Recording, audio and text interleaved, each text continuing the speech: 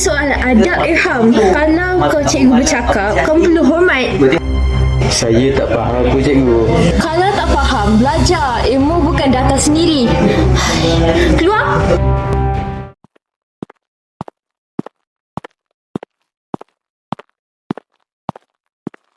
Kau okey tak ni? Biasalah. Diorang semua tak suka aku. Bukan tak suka, cuma diorang nak kau jadi lebih baik. Aku ni memang tak boleh ubah. Semua orang boleh berubah kalau dia kenal diri dia.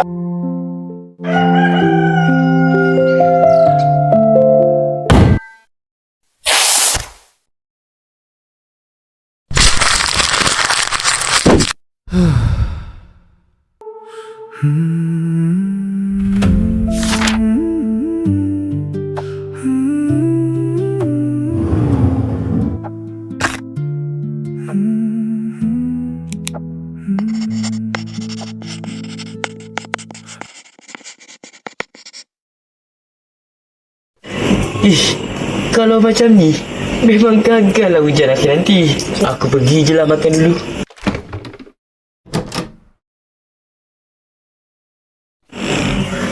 Mak buat surat dekat aku.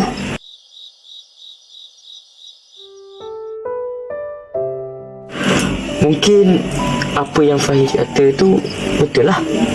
Diorang kisah je pasal aku. Assalamualaikum. Waalaikumsalam. Kenapa ni? Fahim ada dekat rumah tak? Oh, Fahim pergi ke kedai. Tolong beli santan. Kedai mana makcik? Dia pergi kedai Encik Jamal dekat kawasan mana itu? Baik makcik. Terima kasih makcik. Sama-sama. Ada kemalangan? Fahim. Tidak.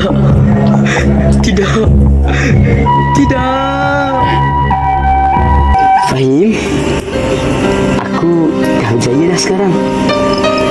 Tapi semua ni bukan sebab aku. Engkau lah diorang sebenar. Sebab kau pernah sedarkan aku tentang jati diri, adab, ilmu dan akhlak.